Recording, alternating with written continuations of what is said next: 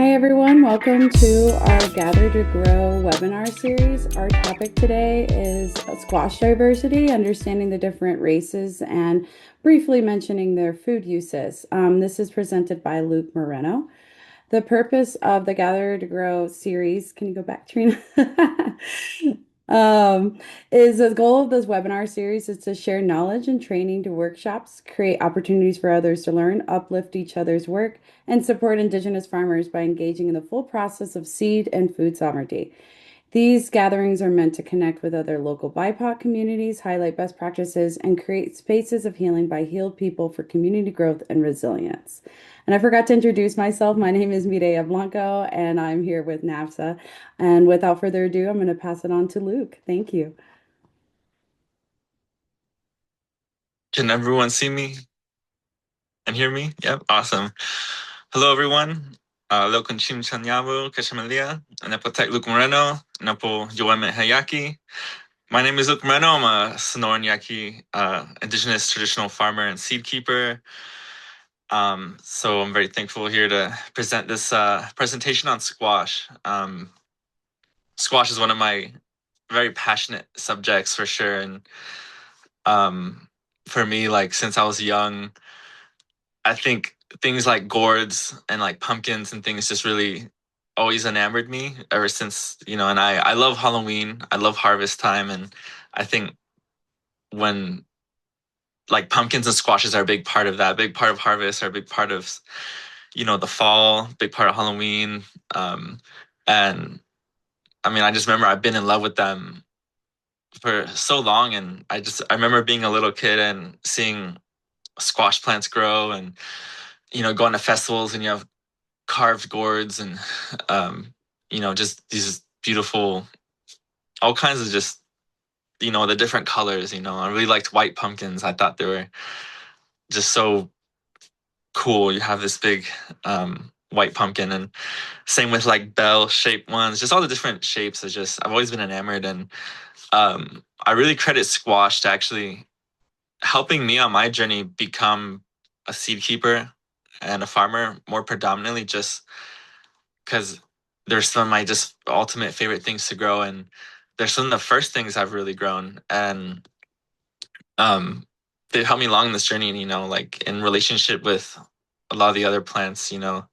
But my first love was just the squash. So I'm happy here to be presenting on squash, and hopefully we're going to learn a lot. And I want to thank the NASA team and NASA for having me out to host this webinar and talk about squash. And thank you, Tamara, for all the hard work that she put into helping me with these slides, because these take a long time to do and a lot of talent on her part to be able to make these really beautiful slides. So joining here today and from Albuquerque, New Mexico. So I'm on Tiwa lands, and this is currently where I'm growing a lot of produce. And I'll be representing my new seed collective, so that we're dedicated to preserving traditional seeds from the Southwest US and the Northwest Mexico tribal communities. And that's Sakovai Seeds. So if you guys want to find me on there, you can find me at Sakovai Seeds. And let's get started. So we'll go on to the next slide. Objectives. So today we're going to try to understand a regional journey of squash, because it's a very important crop throughout this whole continent. That goes to like Canada all the way to South America. And we're going to understand some of the different types of squash. So really the main types that are grown and that you encounter. Hopefully, we'll be able to identify some of the different traits of these different squashes. And we're going to go over a little history as well. So that's exciting. Next slide. What is a squash? So we're going to start with what is a squash. Squash is part of a really big family, Cucurbitaceae. It's the gourd family. And we'll go over kind of some of the different plants that are in this family, because it's a very big and wide family. For example, cucumbers. So you have Cucurbitaceae, cucumbers, Cucumis mello sativus is the Latin name. So we're abbreviating. If you see there's C period, like you see C sativus, C melovar. The C is an abbreviation for Cucurbitaceae, which is the main family that it's from. And then from there is its local name. So we have the honeydew melons, we have Kiwano, and those are from Africa. So we'll go on to the next slide just to show more of the other family. We have Chilacayote, and then we have the Latin name abbreviated below. So it'll be Cucurbita fifiolia. Watermelon will be Cucurbita lenitis. So you can kind of see there we have loofah gourds that are part of this family. We have bottle gourds, watermelon, chilacayote. And if you're been to Central or Mesoamerica, anywhere in Mexico, some of these varieties are more popular. Same with Asian countries. You have popular gourds like the bitter melon. Um, and same in the South, you have chilacayote. Sorry, chayote there as well. So it's consisting of over 900 species, and that's kind of throughout most of these continents, which we'll get into in the next slide. Um, it's a really ancient family. So Cucurbitaceae, you can find them in pretty much most all continents, especially Asia, the Middle East, Africa, like the Mediterranean, and this America's continent, and in different places. It's a very old plant family. So you have some varieties from fossils dating back to like 40 million years old in Africa. And when Pangea split, it split this family into all these continents, and they've been on a different evolutionary path ever since. So the the squashes we have in America are very exclusive to squashes only in this continent, and the squashes and gourds that you find in the Asian countries and African countries evolved very separate from the American ones. So you can't cross any of them. You can't cross an African gourd with an American gourd. You can't cross an Asian gourd with an American gourd, vice versa. The DNA changed. They're still technically part of the same family, and they have a lot of similar traits, like they're vining. They grow fruits. The seeds can look pretty similar, but they took a very different path for the last millions of years that we've had separation. Um, so going to the next slide here. Getting into some of the meat of it, we have wild gourds. So I think some people, if you venture out enough in the wild or you go on hikes, you might encounter wild gourds. And these are a few gourds that I personally encountered. And whenever I go traveling or hiking, I try to seek out, see if I can find local gourds in the area. And I got very lucky and found Cucurbita digitata, which is can be very rare, and it's restricted to a small section of Eastern Californian desert, Mojave, um, and um, part of Arizona. It kind of has a small section, and a pretty common gourd you could find are buffalo gourds, which are almost everywhere, and that's Cucurbita photosissima, and that's the one on the left. So if you might encounter these ones. They grow pretty locally here in the States. We have about 30 wild gourd species in this whole continent of America, which look very similar to what is pictured here. And we really only domesticated about 8 or 10 of these 30 species. And they all go back around 10 to 11,000 years. So prior to 10 to 11,000 years, all the gourds that you'd find in this continent were very bitter. They were small. They had small seeds, and they were growing wild. I don't know if any of you guys tried it, but if you were to try and eat some of these wild gourds or take a taste of it, even a flower, the bitter compounds are very, very powerful, and they will last in your mouth for over 12 hours. And one day I foolishly ate the flower of one of these gourds, and I was like, all right, let's eat a flower. I ate a flower, and the bitter compounds were stuck in my mouth, and you could almost not even take them out. And the only thing that neutralizes those bitter compounds is honey. So if you do eat some, you can use honey, and it actually gets rid of it, but it lasts a very long time in your mouth, and it's very unpleasant. Um, what was happening is most of the indigenous populations of the time were getting these wild gourds and were using them for soap. So they have saponins in them. You can cut one of these young gourds open and you can lather it with water, and it has a very soap, like it starts bubbling like soap, and you can use that as soap. But mostly they were using them because they were eating the seeds. So although the plant is very bitter, you can take all the dried seeds out, wash them really well, and you can toast them, and that gets rid of a lot of the bitter compounds. So people were mostly eating the seeds as well as medicinal use. So it cures certain ailments. They were using it medicines. You can use some of the flesh to wean infants when they were teething. So you can take some of the bitter compounds and put it in their gums or their teeth, and that helps them with like teething pains and stuff like that. So move on to the next slide. Um, we're not going to go into the 30 varieties of wild squashes, but we're going to talk about the main five domesticated species of squash. And I included here all the ones that everyone probably knows. These are your garden varieties. These are the varieties that are grown because they taste good, they're sweet. You know, we got some recognizable ones like um, butternut, cushaws, jack-o'-lanterns or sugar pies, patty pans or yellow crookneck. So each of these species, which we'll get into, they were domesticated in different regional areas throughout this continent, and they all took about 10 to 11,000 years for domestication. So we'll be getting into these, which are pepos, which are pumpkins. We have agrosperma slash mixta, which are cushaws, Navajo tail squash. Um, we have maxima, cucurbita maxima, which is like Hubbard squashes, banana squashes, pepo, and I put pepo ozark because that's like crookneck squashes, saucer squashes, patty pans.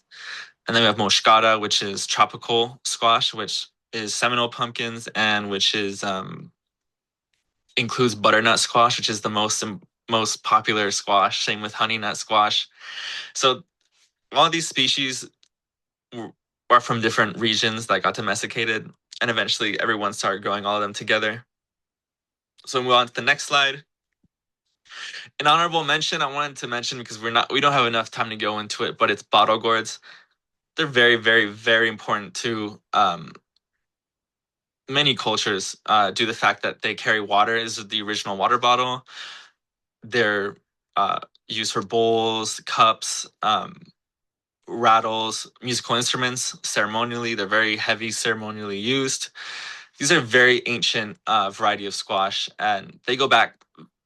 These are possibly some of the first varieties that humans were actually specifically growing, and migrating groups would have carried seed of this variety to different regions and climates that maybe it wasn't being grown in, just due to the fact that if you're on a long journey of migration, you need water, and these carry water. So these are possibly some of the first few plants that humans were really domesticating. And the history can go back in the ballpark, I can't confirm, but we can say almost 30,000 years or something. Like humans were, this is very important to humans as a whole. Um, we weren't able to bring a lot of locally adapted plants from one area to a different areas, but we were able to bring squashes and gourds like this to different areas. So these are very important in Asia, Africa, and here in the Americas throughout. It's a very important plant. We don't have enough time to discuss it, but I just wanted to mention it just because it is very important. It's there. So move on to the next slide. Another honorable mention I have are melocotons, which if you were in tropical Mexico or Mesoamerica, you'd probably see these. Same with South America. They're very popular. It's these red oblong melons. They're really good. They're really cool. And then we have chayotes. They're really tasty. You still find them in stores. We have the wild version on the left, and then we have the domesticated version on the right. The wild versions have little spikes and spines to them. Domesticated versions, they were bred to not have the spikes and spines, but you can still eat both of them. They're really good in soups. They're really good If you haven't tried them, I suggest you guys try them. And my mom liked to do, she liked to cut them up into, fry them and put eggs in them. And they're really good if you put eggs with them. Um, but honorable mentions. We'll go to the next slide. To start off with our main five, which are our domesticated squashes, we have cucurbita pepo. And I think most of you guys can recognize them.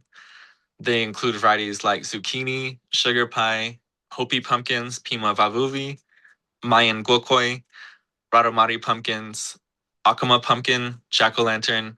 The list goes on. There's hundreds of varieties of this species.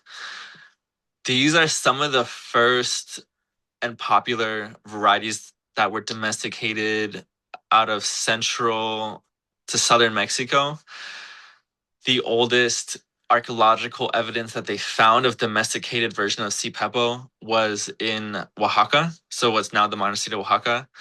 Doesn't mean they originated in Oaxaca, but somewhere in the neighboring area of Oaxaca, they were domesticated, and they're still very, very, very popular in those places.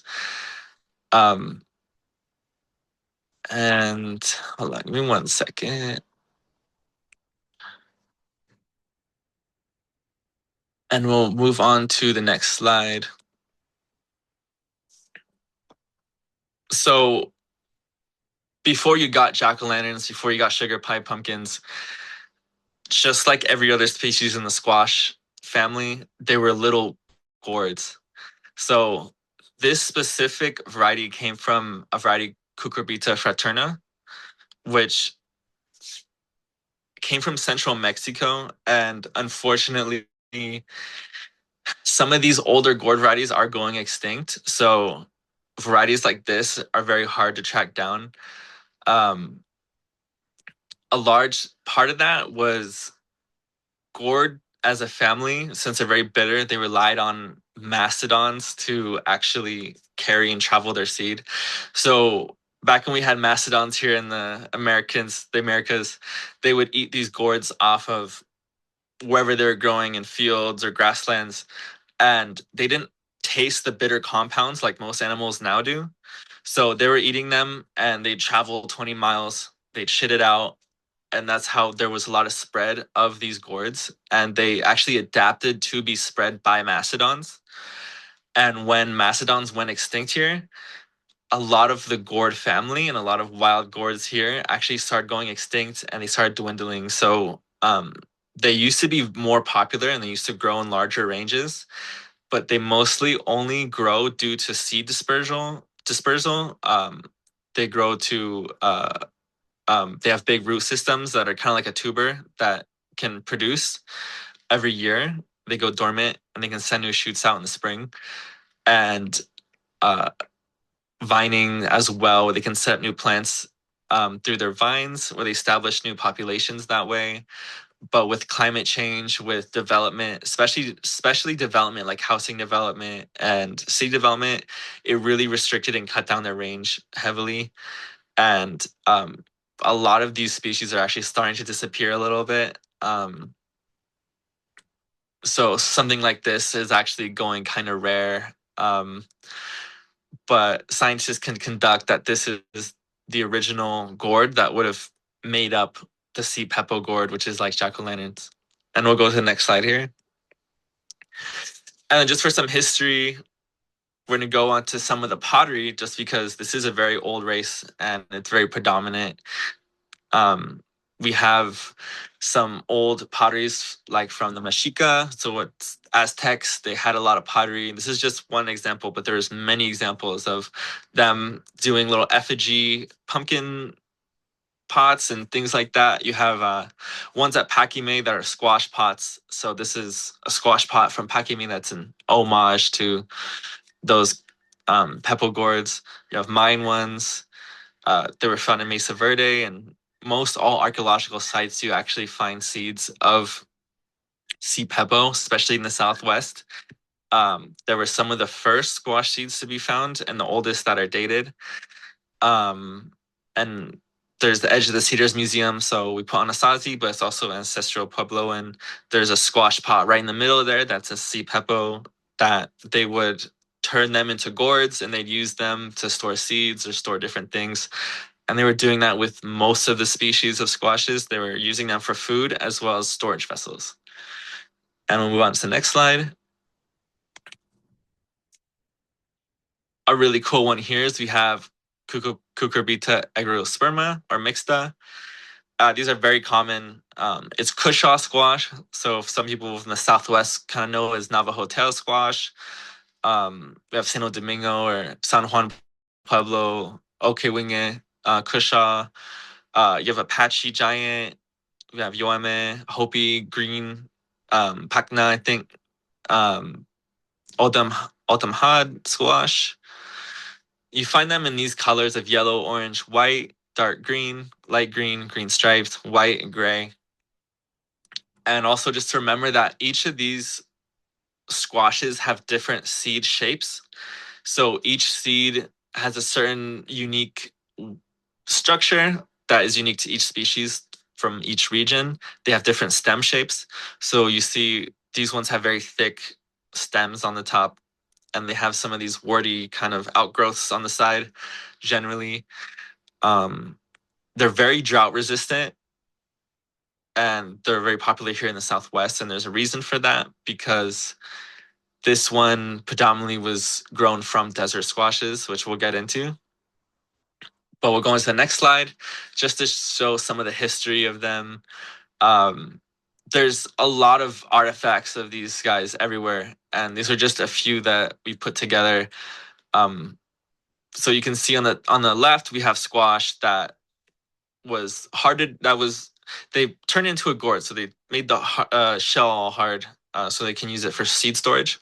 Same with the white one to the right of it. That's a preserved squash that was from Utah, Edge of the Cedars, probably around maybe 11, 12 to 900s, I think was the date that this would have been grown, preserved, used as storage vessel. And then to the right of it, we have one that I believe is from Gila cliff dwellings or from central Arizona. And we can see some of the similarities there. The seed picture we have on the top right is actually from the Verde Valley Museum. Those are ancient seeds that they excavated from the dike monument or the dike site that's closed off, but it was a Pueblo site there that they excavated and they found a lot of different seeds. And these are incredibly well preserved seeds. These aren't new seeds. The seeds that you see on the top right are, I don't know, maybe almost 1,000 years old, 700 to 800 years old, maybe somewhere in that ballpark. Very well preserved, and they looked exactly the same as some of the seeds we have now. So they didn't change too hard. It's a really cool variety, and we'll go on to the next slide here because they were domesticated from this gourd, wild Soriana. So this is the original Cushaw, and its native range goes from Jalisco, Nayarit, Sinaloa, Sonora, Guerrero, all the way to Nicaragua. It's mostly on the Pacific coast of Mexico that you'd find this in the dry tropical areas. There was science that was conducted, DNA testing, and there's a big paper on it where they tried finding the domestication point of this species, and they conducted that the likely domestication point was Jalisco, Mexico.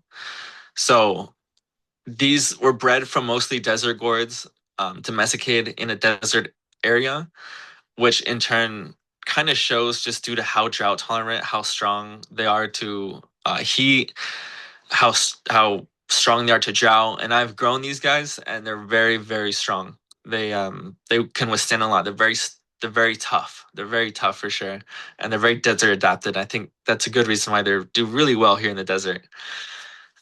And I'll move on to the next slide just to show kind of the similarities of even you have the wild squash to the domesticated.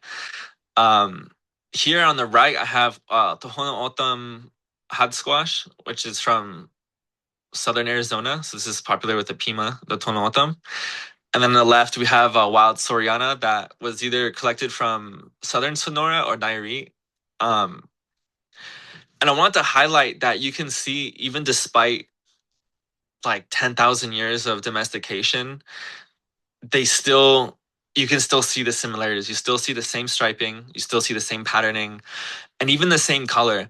So I noticed that the Tohono squash really preserves the same light lime green color of the wild Soriana squash.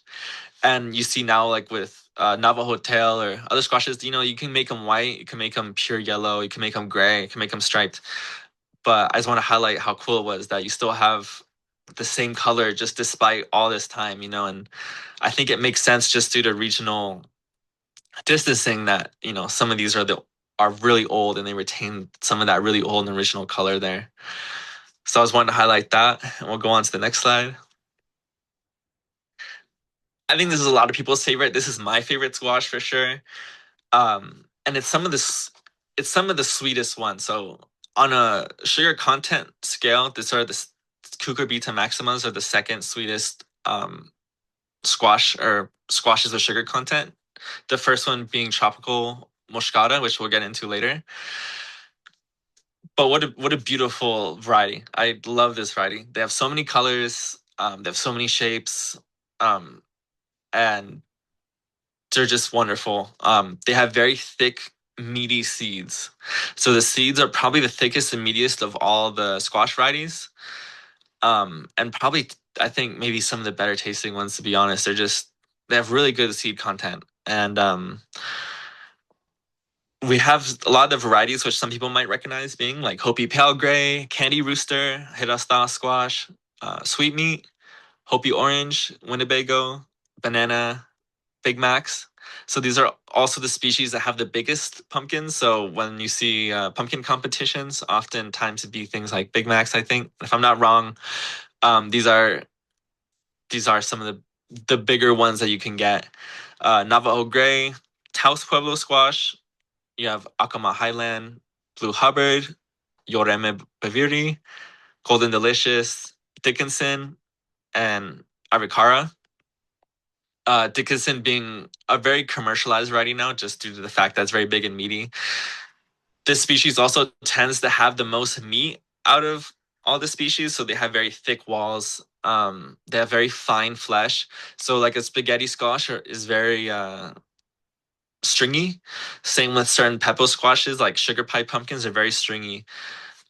These aren't stringy at all. They're a very fine grained flesh, so they're very good for puree. They're very good for pumpkin pies. I'd argue probably the best one for pumpkin pies, also due to the fact that they're sweeter than sugar pie pumpkins, even though sugar pie pumpkins are advertised as the ultimate pie pumpkin, which I don't think it is. I think cucurbita maximas, Hubbard squashes are the best pie pumpkin. So we're gonna move on to the next slide here with some of the archaeological places you can see this. We have them from a few different places, although relatively pretty rare. You still see them. So, for starters, we have Trincheras Sonora, which is northern Sonora. We have a squash pot on the top right. Um, so you can see that as ribs on there. Same with these two from Pakime. So this is from northern Chihuahua. And right next to it, put a Navajo Hubbard there, so you can kind of see that together. And then we have one from Huatabambo, Guasave, or Guamechil, and that's in southern Sonora to northern Sinaloa. Is a very popular variety, very good variety. Um, and just to show some of that. So we'll move on to the next slide. The original wild gourds of the Hubbard Maxima squash is wild Andriana or Andrena. So you can see here what the wild gourds look like. Really cool. Some Hubbard squashes still do retain. If you get a young summer squash or some that I've grown, they sometimes will throw greener ones with stripes like this, and you can still see they have the same patterning, which is like a callback to these original gourds. So and also wanted to highlight each of these species have a different leaf shape as well. So we can kind of see them growing here in the field. The squash vine, that's a wild gourd, but that leaf shape is the same leaf shape as a domesticated squash 10,000 years later. It's just the domesticated squashes generally have a bigger leaf shape. It's the same leaf shape. That's same with pepos. That's same with moscatas. Same with kushas. They have the same leaf shape. They just maybe got bigger just due to domestication. And a lot of leaf shape variability depends on climate and where they were raised. So there's certain rules. You have desert leaf shapes are going to be made to conserve more water. Tropical leaf shapes are going to be made to have more sun because they have the affordability of a lot of water and rain. They can afford to have certain leaf shapes that are better for their environment.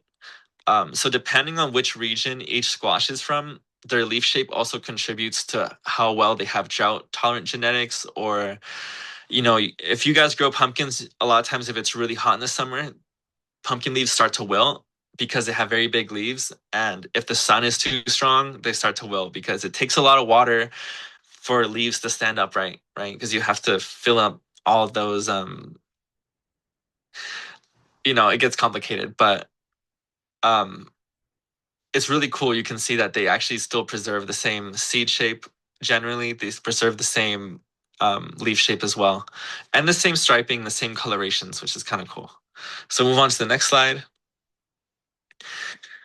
And we're moving on to the true American pumpkin. So this is as true American, North American pumpkin as you can get. This is Cucurbita pepo, Ozark, because they come from a gourd that was predominantly from the Ozark Mountains, and we'll get into that in the next slide. But it's a very popular variety, especially for summer squash. We'll go back one more. Sorry about that. But it's a very popular variety in the woodland and East Coast variety, especially for summer squash. They contribute to varieties that you guys might recognize as spaghetti squash, delicata, yellow crookneck, saucer squashes, striped maycock, lenape, striped, mandan pumpkin, patty pans, and a plethora of like another 100 different varieties that are out there that I'm not going to include. But it's a very old variety, and it would have been the predominant squash variety that was grown from, I'd say, Middle America, eastern to eastern coast. They were probably traded down to the Southwest as well, although evidence for that is a little sparse, but I wouldn't doubt that here in the Southwest we're also growing these. I find it very unlikely that they traveled any farther past that, but these ones are some of the are really iconic, I think, and you can find them in a lot of early colonial paintings from like the East Coast when there's a lot of colonies being set up. And if you guys know about Jamestown in Virginia, when they were growing the native varieties, they were likely growing varieties like this that belong to this species. And especially at Cahokia. So we have a picture of Cahokia on top, which is a very big, very huge city. This would have been the main species of gourds that were also being grown here. Um, Unfortunately, we don't have a picture of the seeds, so that's an accident. But and whether or not you believe, however, the first Thanksgiving happened, or whether it did or not, if there was a Thanksgiving, this likely would have also been the varieties that they were actually eating. Um, so we'll move on to the next slide here. These ones, they were originated and domesticated from wild Pepo ozarkana, and they are named ozarkana because their range spans from Illinois, Missouri, uh, Arkansas, Oklahoma, Louisiana, Mississippi, Tennessee, and Kentucky. So it's kind of this eastern woodland to East Coast area.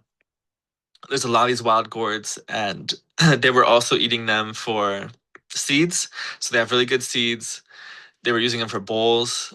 I think the oldest evidence that they found for these being domesticated was in around 10 to 11,000 years ago.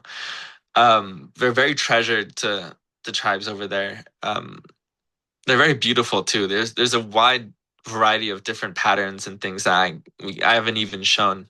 But they get quite beautiful. A lot of your ornamental gourds you might find at the store, like the little ones that have little stripes in them, actually belong to this species or of wild gourd. And so they became a little commercialized in that way, at least with different colors in them. So this is a very important variety. And then we'll go on to the next slide here.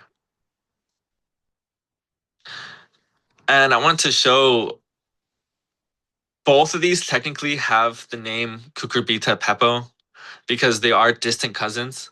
Or they're not distant, they're pretty close cousins actually. So you have Central American gourds that are pepo, and then you have gourds here in the eastern US that are also pepo. They're different, they have different seed shapes, they have different DNA, but they're pretty close. They're closer than most other ones. So I want to kind of show you have an Ozarkana versus like a Central American domesticated pumpkin. On the right, we have the Central American domesticated pepo, and we have on the left the Ozarkana pepo. So they both have pepo in their name, but they're different and they came from different places. And that gets confusing because if you were to buy a seed packet or seed packets and you didn't want to cross your squash and you're like, I have a pepo squash, I have a cushaw, I have a Hubbard squash, they're not going to cross. Depending on which pepo it's listed as, you might want to be careful just to figure out whether or not it's an Ozarkana pepo or if it's a Central American pepo. If you know where to look, I think you can kind of tell the differences. The Central American ones tend to be more harder. They have usually more ribs. Um, they have a lot of this green or they're pure orange. And sometimes they get really confusing because you can have these orange Ozarkanas and you can have a pure orange Central American pumpkin. And they look really, really close to being the same. So it can get a little confusing. But a good way of seeing that is seeing its seed shape. So unfortunately, I wasn't able to put the seeds in here so you guys can see the seeds, but they do have a different seed shape. They're generally smaller and shorter. Central American pepos tend to be longer and skinnier. So if you guys want to look at those, maybe we can figure something out about that. So we're gonna move on here to the next one. And we have Cucurbita muscata. So I'm not sure how many of you guys actually seen them in the form of these. They're most known for are butternut pumpkins, butternut squash. Um, but before butternut squash, some of the really old ones were things like Seminole pumpkin. So we have Seminole pumpkin on the top left there, right? So those are those tan pumpkins. Very old, a very big history. They're one of my favorite pumpkins, and they're one of the sweetest pumpkins. This species has the highest sugar content of all the squashes. And that's reflected in just things like Seminole pumpkin, butternut, and just things like that. They have a very high sugar content. They're very sweet. Some of the varieties that we're going to include here being like Cinderella, Seminole, Magdalena, butternut, Cherokee pumpkin, Quaker pumpkin, sweet potato squash, sequoia, honey nut, mine ayote, green flesh ayote. The list goes on. There's hundreds of these varieties. They're very popular. Um, Something I want to touch on like a little history about it is when for the Seminoles. So Seminole is a tribe in Florida, around the Everglades area, and a cool thing is that these Seminole pumpkins, when Spanish settlers or Spanish conquistadors, not settlers, when the Spanish conquistadors came to Florida, and there was all kinds of trouble that happened with that. But there were some documentations, and when they were doing initial documentations in the late 1500s to early 1600s, um, they were documenting that the local natives there were growing hanging pumpkins. So this species has very, very long vines due to its tropical nature. They have very long lines. Some can go up to 20 feet if you have good climate. They can go 20 feet long vines. They like climbing. They're very good climbers.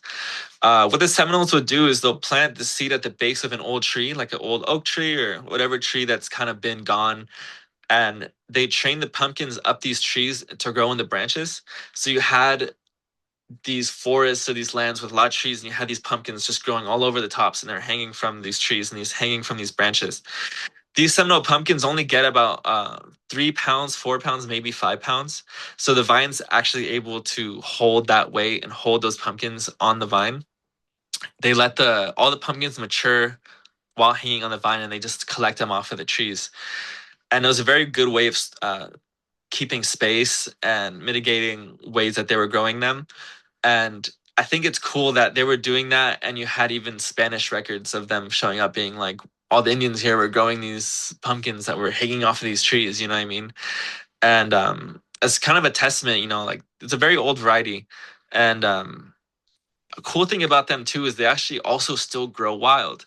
So in Florida, in the Everglades, and in some people's backyards, there's actually wild populations of Seminole pumpkins still growing, which is kind of crazy because it's a domesticated squash. But since there's a lot of rain, there's a lot of moisture, they're heavily adapted to this area. They actually still reproduce wild. So I thought that was really cool. And as well as they have a few colors, not as much as the others, but you can mostly find them in tan, green, green splotched or green striped, orange. They also have a unique seed shape that you can see here. And we'll go on to the next slide here. So, is it technically to science? There isn't a wild species of Moscata that is confirmed. I don't know if that's due to lack of research, due to lack of funding, or what have you. Maybe it's hard for scientists or different people doing genetic studies to go into certain areas that maybe they're not comfortable with, or there could be a plethora of reasons why there isn't a confirmed ancestor. But I believe I have found that ancestor because, and it's going to be in an undisclosed area. The likely origin point of Moscata is the eastern part of Mexico, that kind of sea, I guess that's Sea of Cortez, around the Caribbean to tropical areas, to possibly even South Central America. Um, it's very popular and it's very popularly grown there. It's very popularly grown in tropical Mexican states. And I was venturing out and I have, like I said, I look for gourds and I have found a gourd in an area where a lot of these are still being grown. Um, I gave it the name C. ratana, so that's the name I gave it. And the reason I believe this is the gourd is because they have a very, very unique splotched pattern. So mashkadas have this, each wild gourd and each squash has a different stripe pattern and different, if you really look at it, they're all structured different. They have a different way that their stripes are put together, the splotching, everything.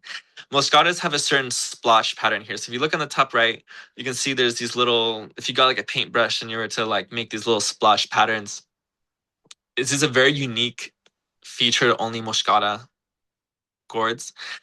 Especially if you look in young or green striped Moscatas, you can see they have this splotch pattern and striping. So um, I have domesticated young Moscata squash in the middle here when I was in Mexico, southern Mexico, and you can see that compared to the gourd, they relate really well. This is a fully wild gourd. It's bitter, it's small, it's growing wild.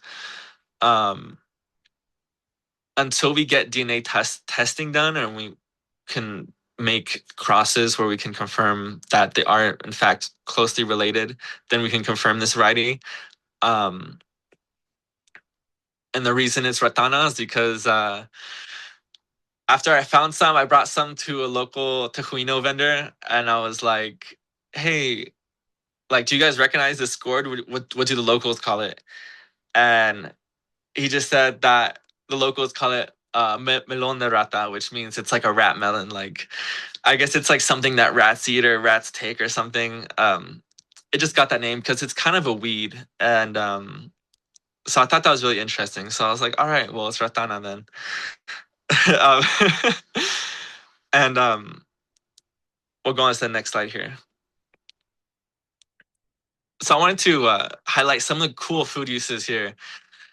I think everyone has a good idea of what squash and good food uses there are, like things like pumpkin pies, purees, soups. It's all, smoothies. It's almost unlimitless what you can do with squash, and I think most people kind of have an idea of ways to cook squash. But I wanted to highlight a few really cool and unique ones, or ones that I personally really like.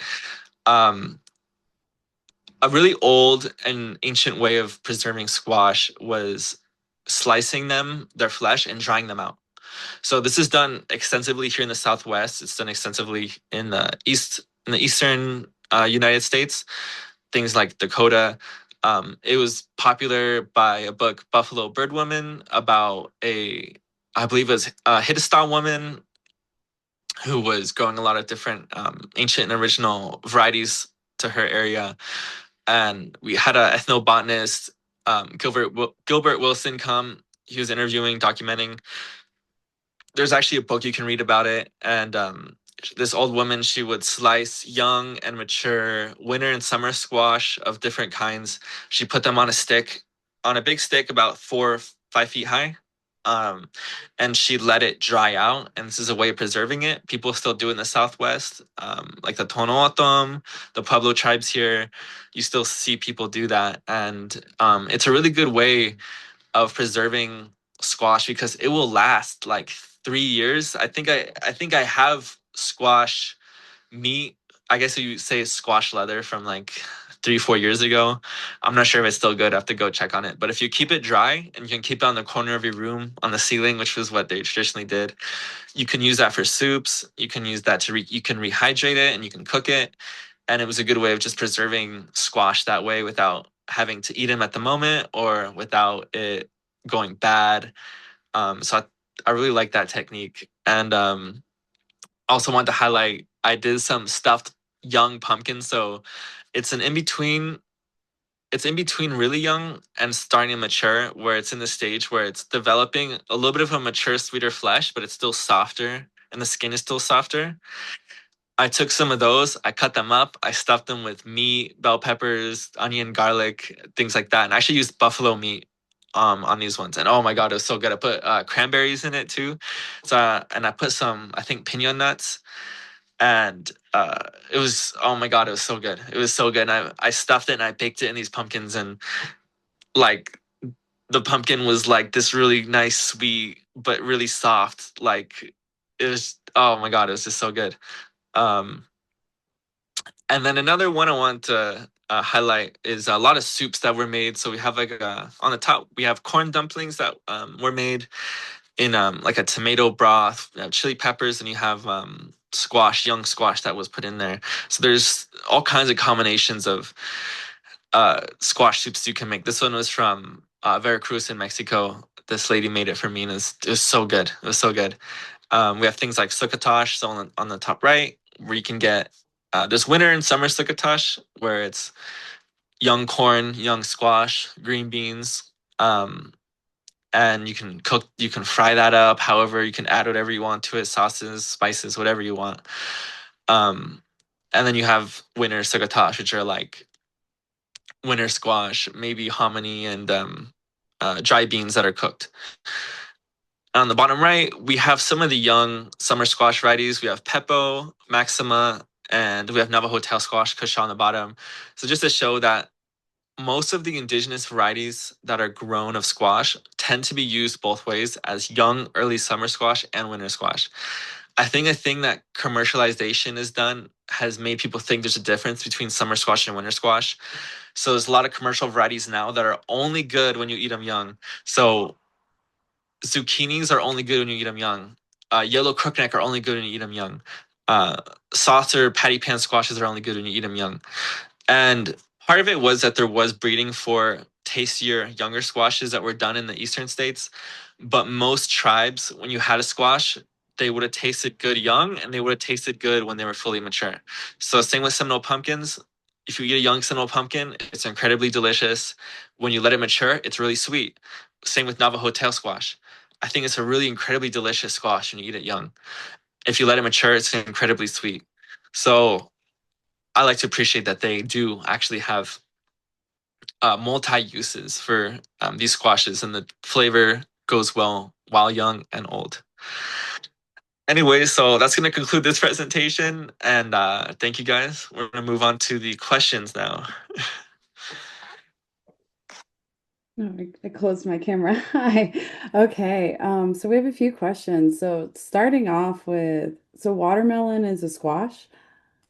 Yeah, watermelon is a squash. It's part of Cucurbitaceae, but watermelon was domesticated in Africa, so it's it's even though they're similar, they're very different. That's millions of years of separation that they formed in their own way. And the Egyptians and different tribes in Africa, like in South Sudan, would have been domesticating wild citron watermelons, which weren't sweet, they weren't red, they're still edible, but they bred a red flesh and they bred sweetness into it, and they eventually bred yellow, orange, red, and white flesh into domesticated watermelons with sweetness.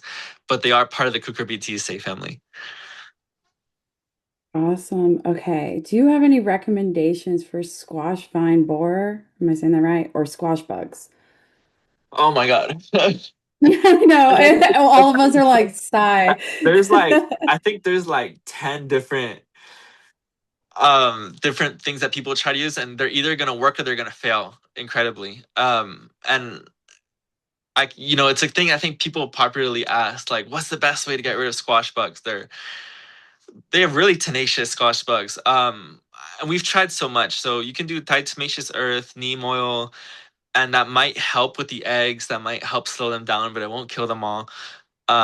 You can do things like I saw with Three Sisters, they were putting wooden boards down by the squash plants, and all the squash bugs all live and they start to conjure underneath these wooden planks.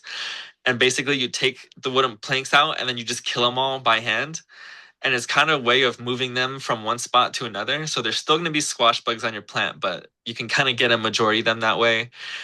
So there's chickens, ducks, and wild birds. That's a good way of getting them. They can start eating them, but some chickens and some birds actually won't eat squash bugs because depending on how you raise them, maybe they're more picky. Maybe they just like chicken feed and human food. But if you have chickens or you have geese or you have ducks that aren't picky and they'll eat anything, that's a good way of getting them. Someone told me recently that there's chrysanthemum concentrate that you can spray, and apparently that really helps. And apparently it's also expensive, but apparently that really helps. So I'm gonna be trying that out this year to see how that goes. But most people just kind of agree you just kind of have to go in there and just kill them by hand if you really want your squash plants, and or you just have to plant more squash than you want and just let some die. So it's kind of like each region's different. Some regions have more, some don't. Where I was growing last year, I actually didn't deal with any squash bugs. But if I was growing in a different place, there was too many. So it also depends on where you're growing. Awesome. And I don't recommend looking up some of this stuff. I had to do that recently, and I'm just this face. Okay. Let's see. Next one, more pleasant. How long did it take to make squash go from bitter to delicious? So this is a really interesting thing. To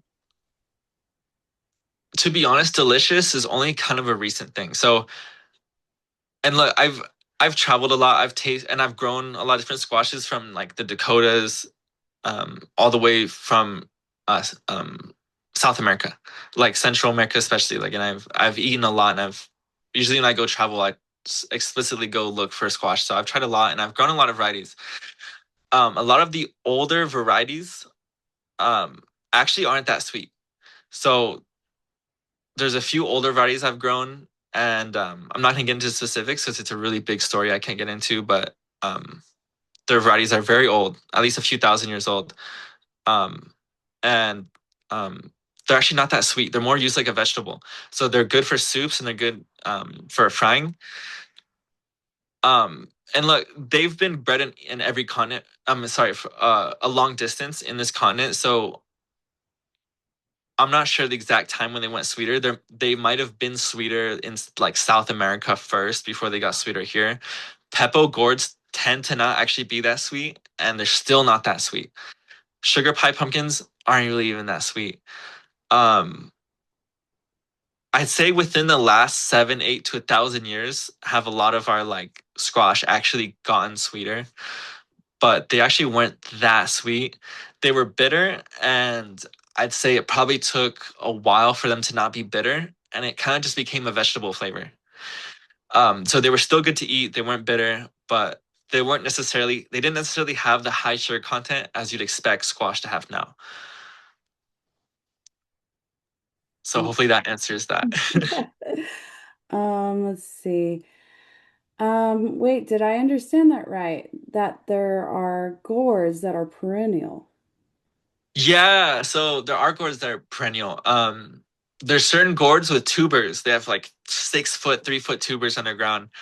And what happens is in the spring they shoot out. They like a root and a tuber. They hold water, so when it rains, they hold water in, and they hold it underground for a long time through the whole winter. And then when spring comes, when the rains come, they start shooting out vines.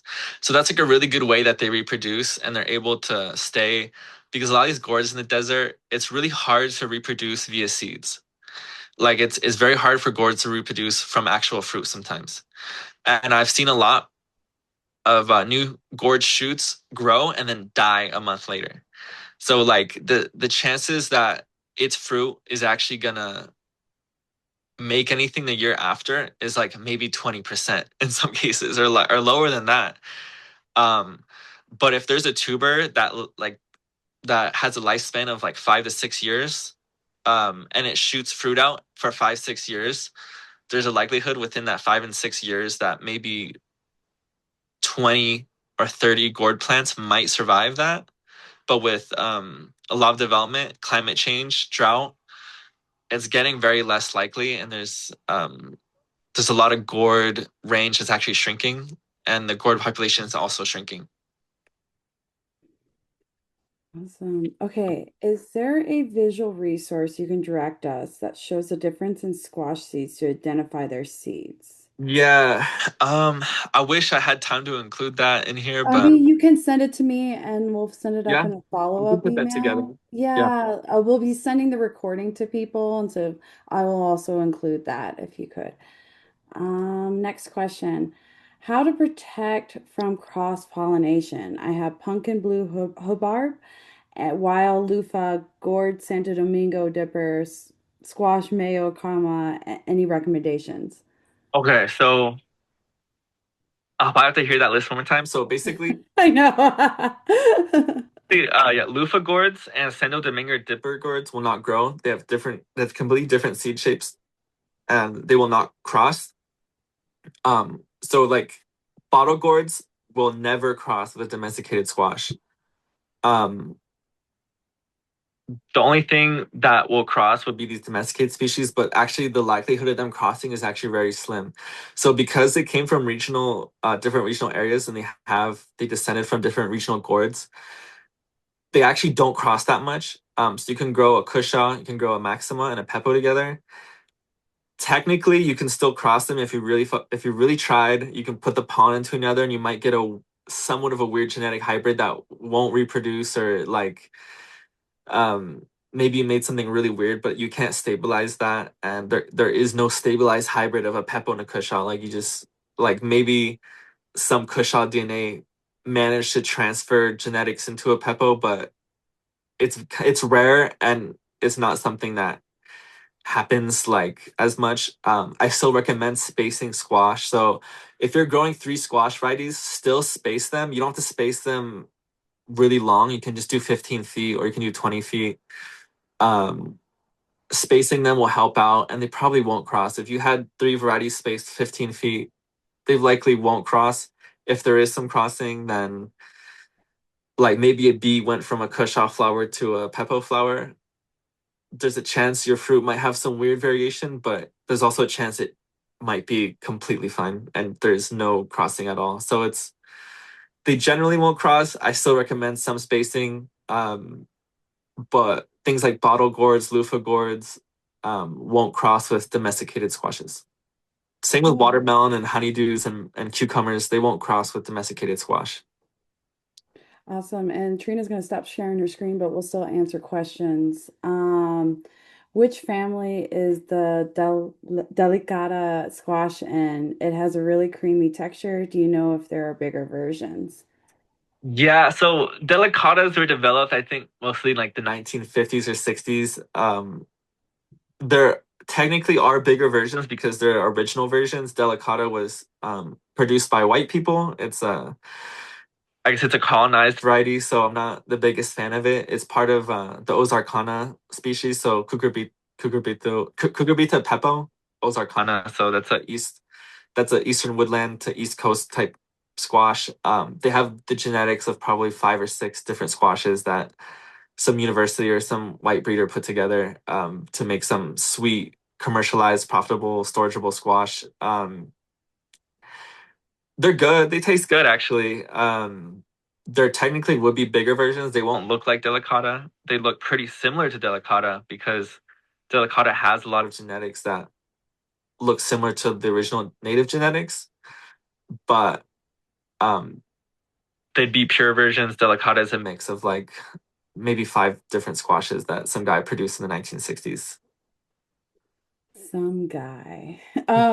So there was two questions about recipes. They want someone wanted the pumpkin recipe, and then, are there places we can find recipes of the dishes you mentioned? And I dropped Luke's Instagram in the chat, and I noticed he started Yeah. posting some recipe cards, and I know something too, just speaking Iskin, we were hoping to maybe make a little recipe book, and maybe that's something we collaborate with Luke on, and then I'll let you finish that Yeah. question.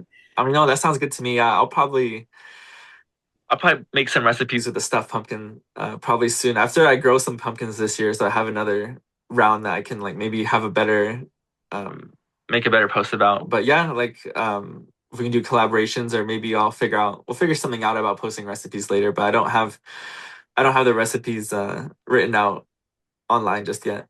No, yeah. We'll get there, but they sounded delicious. It was Okay. great. Yeah, recipe book. I'm like I also do it with my mushrooms, so we'll collab. Yeah. Let's see. What other plants help boost the growth of squash? Um, so other plants would be, I guess, just kind of the classic Three Sisters thing where you have squash on the bottom, corn growing above it, and you have beans crawling up the corn, and the squash makes a canopy to put out wheat to lessen weeds and hold moisture in the soil. And another cool thing I like is with the Three Sisters is you're living in the eastern states. Uh, Raccoons love corn, so they'll crawl up corn stalks and they'll eat corn. And what some people do is they'll grow varieties of corn, squash on the bottom. And sometimes raccoons don't like the little prickly hairs and thorns on squash. So they might not want to step on the squash to get to the corn. And I've heard for some people that raccoons don't give a crap and they just eat the corn anyway. But sometimes they might actually just not want to step on the squash to get to the corn. So I think squash itself is a really cool protective plant for corn and beans. Things you probably shouldn't grow in proximity to squash are cucumbers and tomatoes because they're very high. Squash likes a lot of nitrogen and they like a lot of nutrients. So if you put plants that compete for a lot of nitrogen, oftentimes that's going to make the squash unhappy. So you can grow squash near a lot of things. I don't know anything particularly that will help squash other than flowering plants, maybe like dill or like something that has a lot of flowers that attracts bees, because squash are bee pollinated or hand pollinated. So they're not really wind pollinated. You need bees to pollinate squash, or you need to pollinate it by hand. So having flowers nearby squash will help bees come in to the squash patch to actually pollinate your squash. So I'd probably say the best thing to have around squash are flowers. That's good to know. All right, we got a couple more. Which varieties have the tuber roots? The varieties that have the tuber roots are only undomesticated gourds, and unfortunately, humans did not select to breed a variety of wild gourd that had tubers.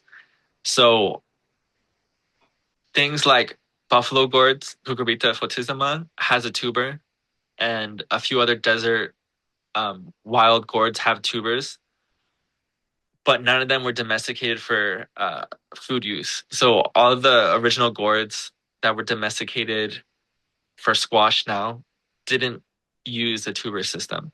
So um, it's popular in Africa as well. You have wild gherkins and wild cucumbers that have tubers, and you have all kinds of different things like that. So it's not all wild gourds will have tubers. I think it's only about 30% maybe have tubers. The rest don't. Cool. Any squash that is best to grow in the Mediterranean climate? For like example, Northern California with 100 plus temps in the summer. Northern California, eastern woodland squashes will do really well. Um, from what I've seen in Northern Cali, because they like the moisture, they like the rain. Some cloudiness is okay. I've seen them grow really well in Northern Cali. I was in Mendocino, and I particularly if you're in like let's say Napa Valley, you could almost grow anything. Depending on if you have a lot of tree cover, or if you have like a really good open field. If you're in like Sonoma or Napa, like you can almost grow any squash you want, really. But if you're in a like cloudier foresty area, eastern woodland squashes are really well for that. But you can almost grow any squash, really. I think most commercial varieties are adapted to that. If you're growing like a specific regional variety, it might not do well. So if you're growing like a southwestern desert variety that's been here and hasn't moved, maybe it won't do well in California. But if you just want to grow a commercial variety from online, like some heirloom squash seeds, like Blue Hubbards or whatever, you can grow them almost anywhere. Awesome. Well, that is it for questions. Thank you guys so much. Oh, but one more came in. Time for one more. Um, See, when the squashes are sweet or sweeter, are they more starchy? No, no, Okay. not at all. They're just sweeter. They just taste better. That's it. Like that's like the difference. There's like a sweet scale, and um,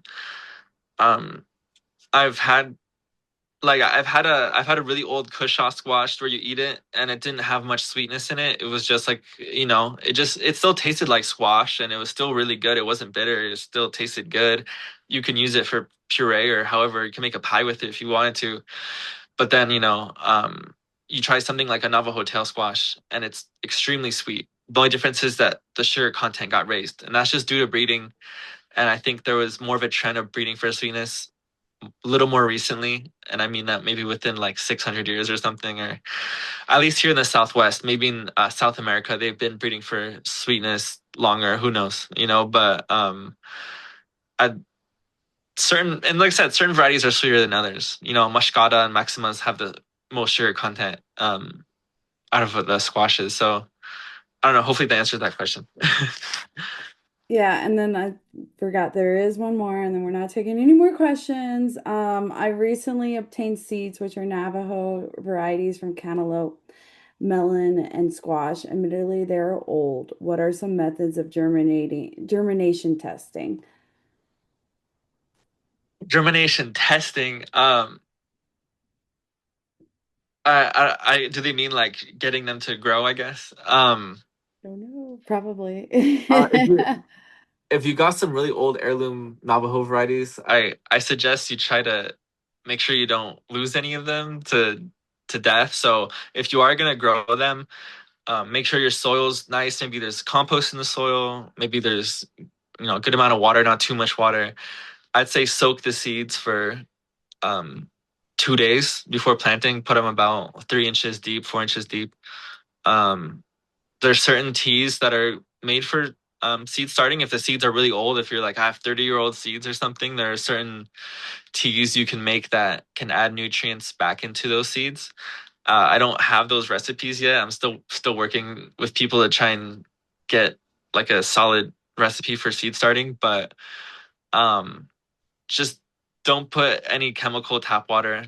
At least use some good water and just soak them for 2 days, like 48 hours, and then plant them. Keep your eye on it. So I hope that answers that question. Yeah, really kind of comes down to like soil health, right? Yeah, make sure you have good soil health because Yeah. That'll help. Okay, well, that is it. Thank you so much, Luke. Like I said, everyone, we dropped his Instagram and Facebook and the chat and email so you can keep in chat contact with Luke. He's also a part of our Indigenous Seed Keepers Network of the Southwest. So if you're located in the Southwest or Upper Midwest, or you're just interested, please fill out that form that I put in the chat. But that's it. Thank you so much, Luke. This was really fun to yeah. work on with you. Look at this. Yeah, thanks everyone. Thanks for watching and having Thank you. more to say.